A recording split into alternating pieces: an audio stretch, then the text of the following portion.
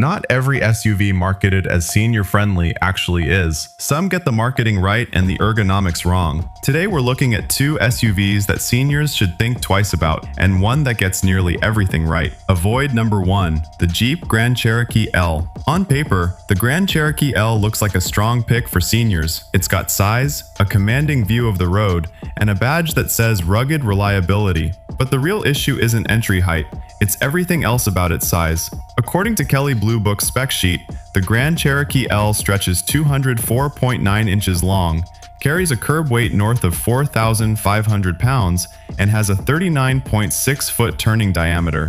That's simply a bigger, heavier vehicle to maneuver through a crowded parking lot or a tight garage than a mid-sized competitor like the Highlander. And parking lots, not highways, are where a disproportionate number of senior driving injuries actually happen. The infotainment side is genuinely well done.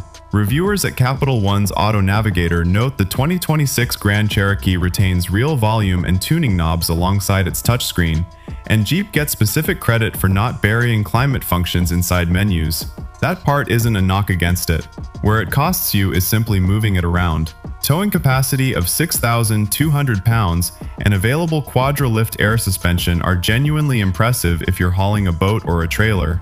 But most retirees aren't. For daily errands and tight parking spaces, that size becomes the very friction the vehicle is supposed to eliminate.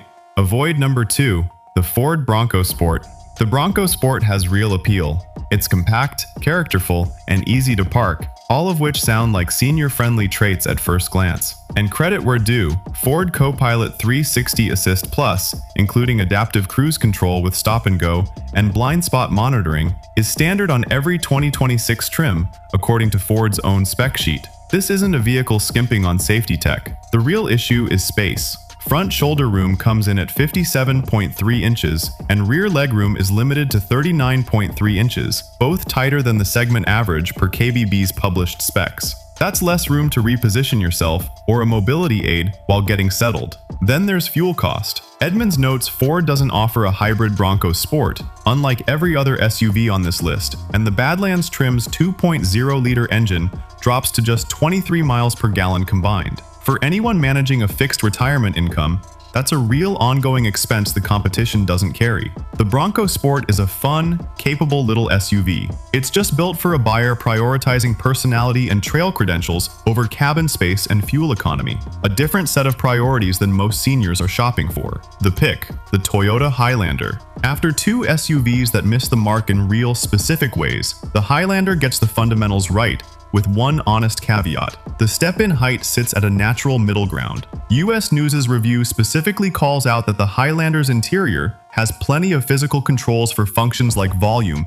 and climate control, unlike a lot of modern touchscreen-heavy competitors. Toyota kept it simple on purpose. Toyota's safety sense comes standard across the lineup, and the IIIHS gave the 2026 Highlander its highest rating of good in both the small overlap front and side crash tests. That's a real, independently verified safety record, not marketing copy. Here's the honest caveat. The IIHS also rated the Highlander only marginal, its second lowest score, in the moderate overlap front test. And the third row, as reviewers consistently note, stays tight for adults. Toyota's own larger Grand Highlander exists specifically to fix that complaint. If a third row with real adult legroom is a priority, that's worth cross-shopping before you commit. Even with that caveat, the Highlander's core case holds up. A comfortable ride, controls that don't demand a learning curve, and a strong overall safety record backed by an independent testing body, not just the brand's own claims. For a senior looking for one SUV that gets the daily basics right without hesitation, this is the one, third row aside. Which of these matches what's sitting in your driveway right now?